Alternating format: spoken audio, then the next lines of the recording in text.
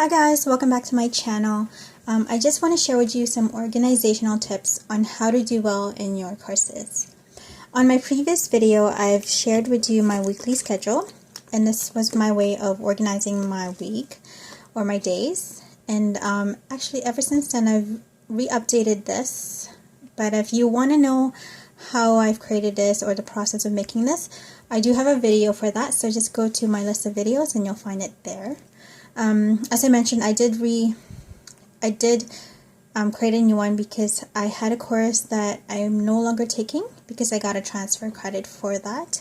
So I've reorganized my days so that now I have more time to do other things. So moving back to the purpose of this video, how do you do well in a course? And one of the main things that I found throughout my school years is that getting organized and knowing when the due dates or when the assignments or projects are due is an effective way of actually doing well in a course, or one way to be in that path of doing well in that course.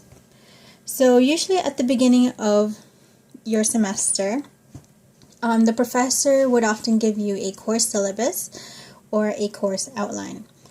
And what I would do with these course syllabus or outlines is that I would print every single one, and then I would find a time to sit down and look every single course outlines. And then one of the main things I would look for is is the way I will be evaluated by my professor. So let me show you what I mean. So this is a course syllabus that I have, and after looking through the objectives, I would look at the evaluation process, or the ways my professor would evaluate how well I'm doing or what I've been doing in that course. So here I have online discussions that's worth 50%, written assignments such as the reflective paper worth 25%, and then the final exam worth 25%. So all of these are the ways that the professor will evaluate his or her students. Now, after I've made a note on this, so I've written that on a piece of paper, I would flip through the weekly schedule. And mainly I use a weekly schedule to look at the things that is happening for that week, and also to look for the due dates of those assignments. So the first thing I do is I would look through each week and then find the first thing that's due. So right over here, I have my very first assignment due, October 3rd at 9 a.m. And then I would write that down. Then I would continue on and look for the next assignment. So I have my online discussion, the first one that opens on October 8th and closes on October 21st at 12 a.m. So I would write that down as well. And then I would do the same for the other weeks. So there's my second discussion that's due, my third discussion that's due, and then my final exam. So final exam is usually the last week of school, or the last week of the semester, and it's tentative dates, so you usually have to wait for an instruction on when that's going to happen. So once I've gone through every single course syllabus and I've done that, I would then go online, usually Microsoft Word, or you can do Microsoft Excel, and then I would create a table. So let me show you what I've created. So over here is the table that I've created on Microsoft Word. I've attached a Project Life card because this section was for that course that I've dropped, so I no longer need to know what is due for that course because I'm no longer enrolled in it. So what I've done here is I would take the name of the course and then the course code, and I would write that on the first row. I would also indicate what the minimum grade or passing grade is for that course. It's good to have an idea of what the minimum passing mark, so that you don't fall below that. And I'll show you more why I write it down. It's in relevance to the grading. So anyways, my first assignment, disregard this actually, this is not an assignment, it's just something I had to do for this particular course. But it was just it was a module that I had to complete regardless, to continue the marking process for my assignment. So here is my first assignment. It's October the 3rd, and I would also write a brief information about what is due. So it's my reflective paper, and then below that you can write any other things, such as whether you have to write it in APA format and maybe the maximum page of that written assignment. So you can do that on the next column.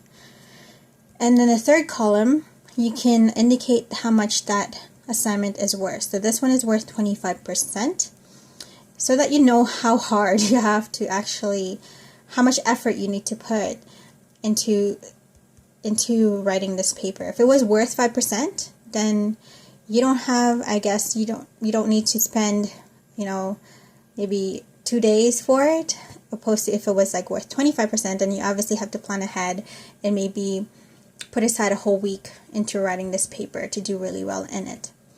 Now, next to the percentage mark, I would write my grade for that assignment. Now, writing the grade is really good to visually see how well you're doing in that course. So at the end of the semester, I would tally out my grade to see where I fall within the passing mark. So that's why I write the passing mark and then my grades here. So once you've done that on your first due date, I would continue on and write my subsequent due date. So here is all my online discussion, and then the percentage of that, and then my exam period. Usually, again, as I said, this is a tentative date that you would receive more information as the semester progressed. So that is for one course, and then you would do the same for your other courses. So here I have another table for my second course. This is my clinical practice, and I would follow the same format. So I would write the due dates, the topic of or the assignment, and then some information for it, and then the percentage of that assignment, and then my grade for that assignment. So that is the second thing I would do after I've gone through my syllabus. I'd make a table or write all my due dates on a table format. And the third thing I would do is I would use this as a reference, and I would go through my my monthly schedule, and I would actually plug in those due dates in my monthly calendar so that I can see how much time I have to write, let's say, the discussion. So I know this is November. I don't want to show you my October because I have some personal things in there. So anyways, here I would, for instance, my second assignment starts on this day and it ends on November 11th. So I know I have about 6 days to write my discussion. So it's good to do that if you like to use a monthly calendar format. If you don't, you can also write it on your weekly format, and that is what I've done. I write on my monthly calendar, and I also write it on my weekly calendar. So over here I have written my midterm evaluation for clinical for November 16th, because I do look at my weekly calendar daily. So you can do it, you can write it on your monthly calendar, or you can write it on your weekly calendar, or you can do both. I do both. And it's good to color code so that you know what are the important dates. Usually I use red for due dates, and then all the other things are in black. So this is just tasks that I have to do, and then other colors such as green are just some events that's happening for that day or for that week. So that is pretty much my tip on how to do well in the course. I think it's not as difficult as it seems. This is something that you would want to probably invest in at the beginning of the semester, so that you can get organized. You can actually plan out your life if you're a student and you're at university. Usually university students have have a lot of things going on. They have school, they have work, family, friends, love life, etc. So it's very helpful to create something like this, I think, so that you can organize your time and have enough time to actually do these assignments. I hope you found this video helpful. If you have any questions or comments, just make sure you comment below. I usually do respond to comments. And if you found this really helpful, give this a like. And I hope to make more videos that are beneficial to everyone. So yeah, this is all I have to say about my process of doing well in school, and I hope you also found this tip helpful. So I hope to see you in my next video, and thank you for watching. See you next time. Bye.